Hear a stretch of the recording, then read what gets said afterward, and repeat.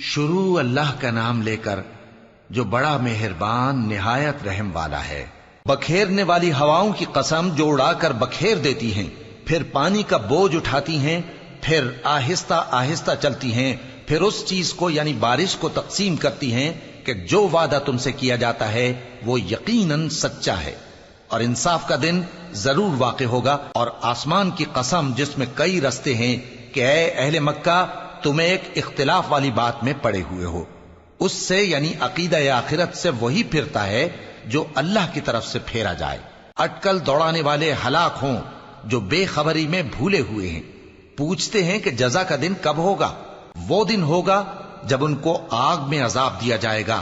اب اپنی شرارت کا مزہ چکھو، یہ وہی ہے جس کے لیے تم جلدی مچایا کرتے تھے۔ بے شک پرہیزگار بہشتوں اور چشموں میں ہوں گے، اور جو نعمتیں ان کا پروردگار انہیں دیتا ہوگا انہیں لے رہے ہوں گے۔ بے شک وہ اس سے پہلے نیکیاں کرتے تھے، رات کے تھوڑے سے حصے میں سوتے تھے اور صبح کے اوقات میں بخشش مانگا کرتے تھے، اور ان کے مال میں مانگنے والوں اور نہ مانگنے والوں دونوں کا حق ہوتا ہے۔ اور یقین کرنے والوں کے لیے زمین میں بہت سی نشانیاں ہیں اور خود تمہاری جانوں میں، تو کیا تم دیکھتے نہیں؟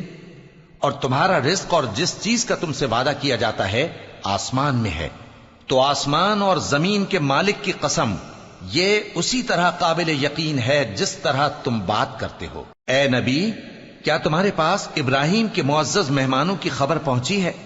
جب وہ ان کے پاس آئے تو سلام کہا، انہوں نے بھی جواب میں سلام کہا۔ دیکھا تو ایسے لوگ کہ نہ جان نہ پہچان۔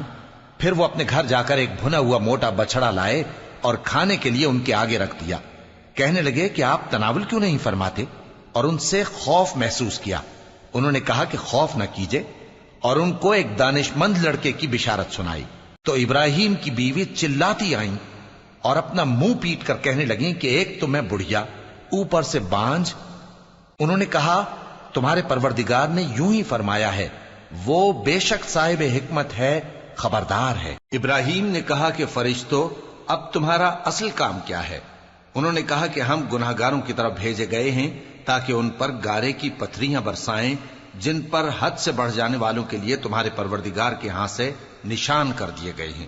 پس وہاں جتنے مومن تھے ان کو ہم نے نکال لیا، پھر اس بستی میں ہم نے ایک گھر کے سوا مسلمانوں کا کوئی گھر نہ پایا، اور جو لوگ عذاب علیم سے ڈرتے ہیں ان کے لیے ہم نے وہاں نشانی چھوڑ دی۔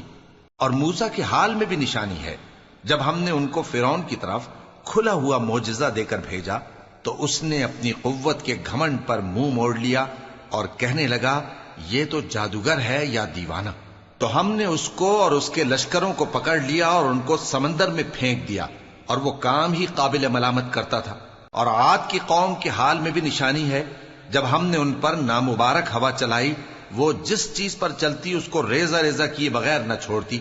اور قوم سمود کے حال میں بھی نشانی ہے، جب ان سے کہا گیا کہ ایک وقت تک فائدہ اٹھا لو، پس انہوں نے اپنے پروردگار کے حکم سے سرکشی کی، سو ان کو کڑک نے آ پکڑا اور وہ دیکھ رہے تھے۔ پھر وہ نہ تو کھڑے رہنے کی طاقت رکھتے تھے اور نہ مقابلہ کر سکتے تھے، اور اس سے پہلے ہم نوح کی قوم کو ہلاک کر چکے تھے۔ بے شک وہ نافرمان لوگ تھے۔ اور آسمان کو ہم ہی نے اپنی قدرت سے بنایا، اور ہم کو ہر طرح کی قدرت ہے، اور زمین کو ہم ہی نے بچھایا، تو دیکھو ہم کیا خوب بچھانے والے ہیں۔ اور ہر چیز کے ہم نے دو دو جوڑے بنائے تاکہ تم نصیحت حاصل کرو۔ تو تم لوگ اللہ کی طرف دوڑ چلو، میں اس کی طرف سے تم کو صاف صاف خبردار کرنے والا ہوں۔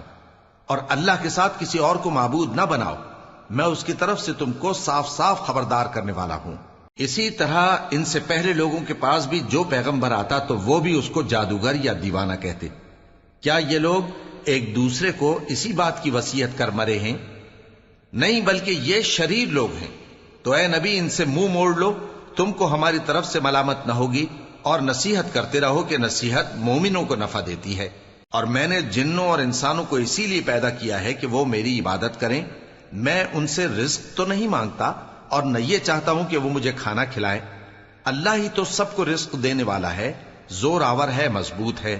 سو کچھ شک نہیں کہ ان ظالموں کے لیے بھی عذاب کی نوبت مقرر ہے، جس طرح ان کے ساتھیوں کی نوبت تھی۔ تو ان کو مجھ سے عذاب جلدی نہیں طلب کرنا چاہیے، پھر جس دن کا ان کافروں سے وعدہ کیا جاتا ہے اس سے ان کے لیے خرابی